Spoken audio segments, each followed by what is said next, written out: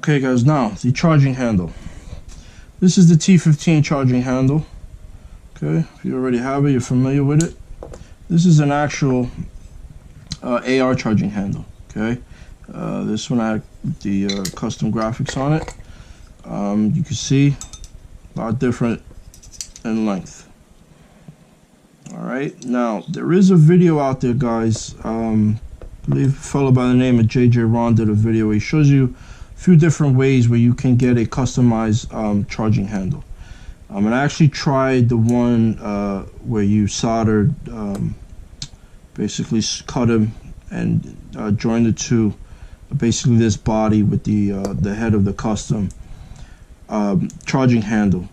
And it actually worked for a bit. I got it, I tested it like crazy, pulling the charging handle and cocking back the bolt, not a problem.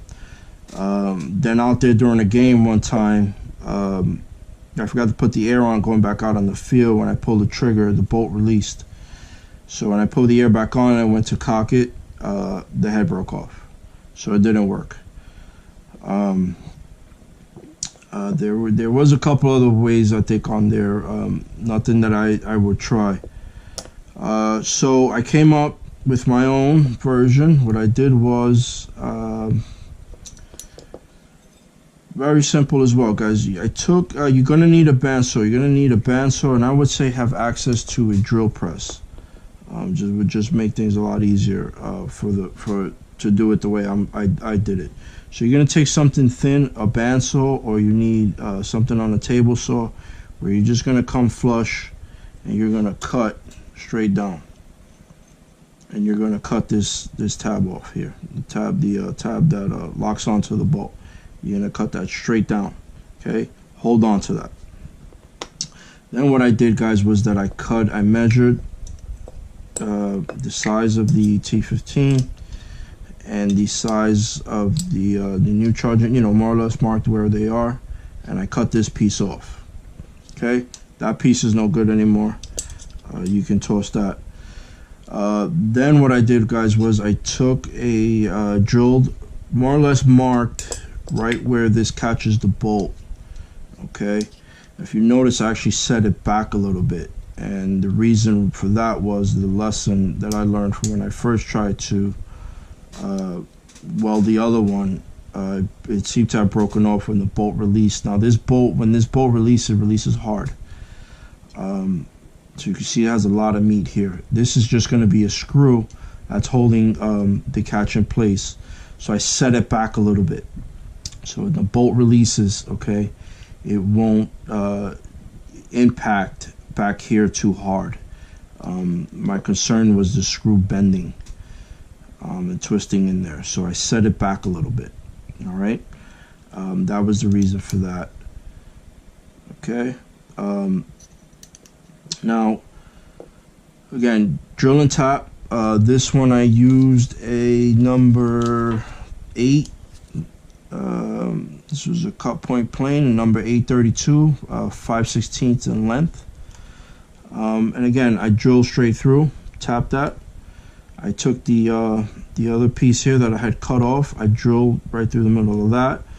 It's actually a little off, but it came out okay. But you want to try to drill it dead center, because you want this cap to kind of sit on the two sides here flush. You want to sit it even. Okay, obviously you don't have a lot of meat there, so you want it to sit right on. So again, drill and tap both sides. Now when you start to screw this down, okay, this is just going to keep spinning. There's no washer or lock, not anything holding it. So right when you get about to the last one, you're going to grab and twist it to lock this in place on top. You're going to kind of force that one last turn, where it then mounts up on top here and it stays. I'm actually going to take this off, so I'll show you what I mean. Now the T15, guys, has this pin here. This is the pin that sits on the guide rail, on the guide on the inside. It prevents it from coming out, except in this spot here. I don't know if you can see that the spot's a little more open, so you can get the charging handle out. Now you can see, notice here I have 2 holes drilled. Originally I drilled this back hole, pretty much smallest drill bit I can get. I wound up getting a pin from Rockstar Tactical. I don't remember the exact pin. I'll post a link up top. And it's a little loose through there, but it fits no problem. Again, you don't need this pin to be locked in there, because it's just a guide. So once it's in there, it's not going to fall out unless you physically take, and it has the barrel sleeve in there, so it won't come out unless you physically take it apart and pull the charging handle out. Now, I originally did it back here, but in going through and testing everything, I realized that when I went to eject the bolt, because it's back here, you need to be able to pull this lever out as far as you can back. So if you can see, this is all the way back. You can see where it catches the bolt is all the way outside. That's so you're able to easily grab the bolt and pull it out, and it's not more or less wedged in here, where you won't be able to get it out, because you need the charging handle to pull back to get that bolt out. So because this was far back, it wasn't allowing me. It's pretty much right there. So as you can see, it's still the nut on top of the bolt. This right here was still in. So you don't have much to grab to pull this out. So I had to move the pin forward. All right. That's a little more than ½ inch away from the edge here. And I just re-drilled the hole. And now it gets me out to about right there. So now you can see I'm able to get it out more. You can leave it a little more forward if you like, to make it make it easier for you to pull that bolt out. Now the spring. Originally I was just doing the charging handle just to have a custom piece here, but then, you know, I was going this far with it, I might as well try to figure out what was the best way to get a spring in there to spring load it. There is another video out there from a fellow that actually carved out a hole here, and he dropped the spring inside, and he basically tapped the screw here. I actually attempted it, where the screw would then come down and catch the spring. So when he cocked it back, it kept the spring in place, and the spring would snap the thing back. Now at the time I didn't have the proper machinery to get a straight enough cut, so I attempted it and it didn't come out right, so I left it alone. So I just capped the top, the hole. But in this one, it already has a groove on the bottom. Okay, straight solid on the top, groove on the bottom. So I went out, I got myself a pack of springs, and I got one that fitted right in there. Okay, and the fact that it had these loops was even better, because originally, like I said, I put it in there so that when the pin went through, it locked in this side of the screw, and I'm gonna have to tap and drill up front. I don't know if you've seen it. So I wound up, so you notice here, guys, I wound up cutting back the charging handle a little more, okay, to have room for the screw that's going to hold that spring, right? So you want to kind of mark that. You don't have to go crazy. If you really look, the T15 charging handle never sits all the way up anyway. All right, so I basically cut enough just to keep that so that didn't interfere with the screw that I drilled in here. Okay, now be careful when you're drilling that hole, guys, because you want it to come out right in between where your rail is. Okay, you don't want it coming up in here. It's just, you know, it's just gonna be a deeper hole you're drilling. So I drilled and tapped this hole, guys, from the inside. Okay, and this is actually a number 632 socket cap screw with a socket head and 7/16 in length. Now, what I'm going to do here, guys, after playing with it and playing with it, the best thing that I could come up with, because it was working the way I had it with just the pin holding it and the screw holding it and thing, you would snap it back, but it wasn't really locking all the way. Sometimes it would lock, sometimes it would just stop right there and it wouldn't lock in. This is also new, so I figured maybe some wear and tear to go. But what I'm going to do is I'm going to change it up, especially since I had to move the spring forward. So what I'm going to do, guys, is I'm going to basically put the spring in, Now again, the spring has to be just right. You don't want it too loose, you don't want it too hard. It has to be just right. This is from a pack that I got from Home Depot. I really can't tell you exactly which one it is. It was a variety pack, but this is what it looks like. So I'm going to put it in so where the upper ring is exposed, and you can manipulate this a little bit, guys, with a little movement. So since I moved the guide pin up, what I'm going to do is I'm going to stick that pin in, and I'm going to split the spring. Okay, kind of intertwine it in between just to hold. Now, what I'm now going to attempt is I'm actually going to reverse this forward, and I'm going to lock it with the screw that I have there. And I'm also going to retighten it so you can see what I'm talking about, and how to lock in the hook to catch the bolt. What I'm going to do, guys, is I am going to now stretch this out and latch it over. Okay, so it's going to look like that. Drive this down a little bit. Okay, now, so this is the piece. Okay, this is the piece that I cut. See, it's exposed. All right, and I drill through. Now, I'm going to kind of line it up in there.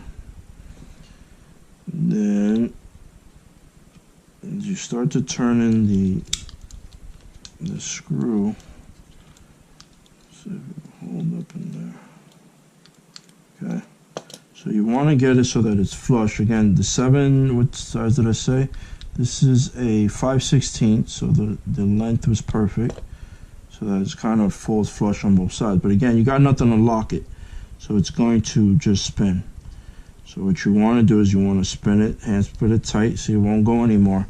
So you notice it's a little down. Okay, so you're going to take the needle nose, pinch it, and you're going to turn it. So you need to rotate it. Okay, so you got it to sit up top. Give it that one last twist, and it'll stay locked in. Okay, that should stay locked in there. So far, so good. A few times that I tested it, my concern is that it's going to bend, but we'll see. No guarantees with this. You see my pin kind of came out, so I'm going to attempt that again. I got it. So get that in there. Okay. Now the ring kind of turned on me, so I'm just going to turn it where I can get the screw in there. Let's see.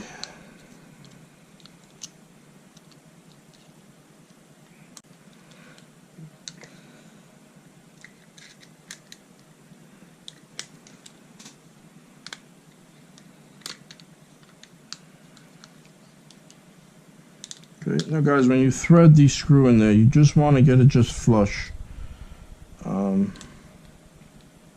There. When you tap it, actually, just a little note. When you tap it, when you go through with to make the threads, just peek the tip of the head out. You don't want to drive the entire. You don't want to drive this entire head through there, opening it up completely. That way the kind of backside stays a little sealed so that when you get it to that point, you feel it tightening on you. And again, if you're going to be adding accessories, you don't want it popping out. You want to kind of flush with the in there so you're not, so when you put in accessories, it's not interfering. All right. So there it is, guys. We'll see. Does it work? Yeah. There you go. Okay, working, not a problem.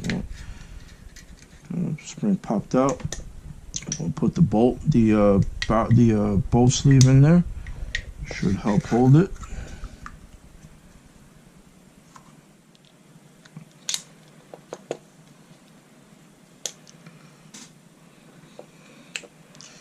Okay, I'm gonna pop the bolt back in there. Just a quick note, guys. Whenever you service this, you want to lube. lube these O-rings. Okay. Also, being that it's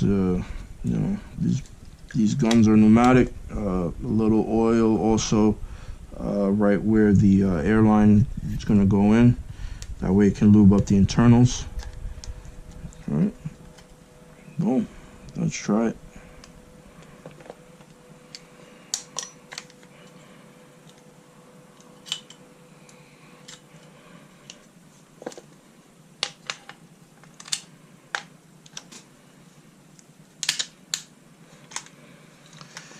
All right. Okay, so you can see, it's not locking in all the way, guys. I'm hoping that with a little wear, it'll lock in. But, you know, okay, you can hear that. It'll spring back on you, all right?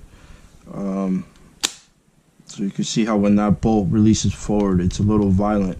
That's why I put that the hook that's going to catch the bolt a little further back, so it's not constantly slamming into it at that point. It's back a little bit, just basically giving a little cushion.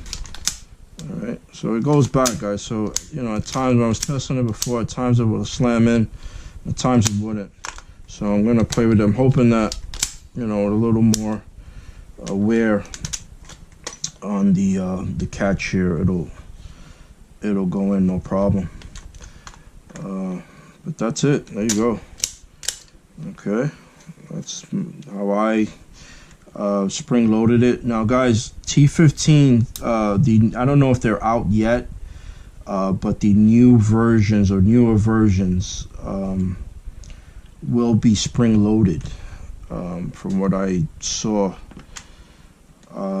they actually very similar to what the like I said, I mentioned the guy. I'm sorry, I don't know the guy's name or the video, but if you look it up on YouTube, you may be able to find it.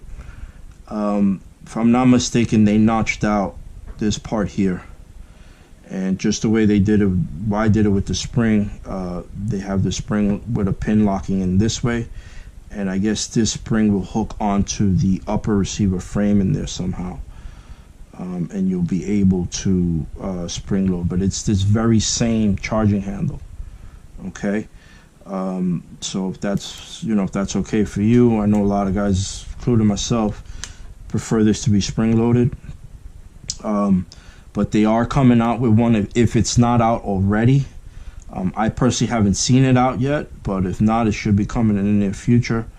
Where they have a spring-loaded charging handle. But again, it's this very same style. So there are different styles of charging handle. This one happens to be ambidextrous.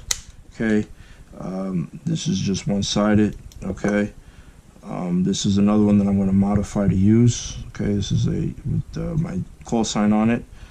I also had this engraved on it, so I'm going to cut this down to fit. But again, there's different styles, different colors. You can go out there, I'll post the links, guys, if you want to get something customized. They also sell them. This was actually pre-made. They got stuff with zombies on it. They got stuff with the Punisher, you know, your typical tactical stuff, tactical morale sayings and emblems and all of that. So I'll post a link for these too. All right, so it's coming together, guys. Okay, so as you can see, that switch is kind of loose. All right, I mentioned it in the previous video about the switch, so take a look at that if you haven't seen it. There it is, guys. It's coming together. On the next episode, we're going to work on a custom handguard that I got. I'm going to go over some of the other options with the handguards, and there it is, guys. All right. Hope you enjoyed the video. Any questions, comments, leave it in the section below, and I'll try to get back to you as soon as I can. Thanks for watching, guys.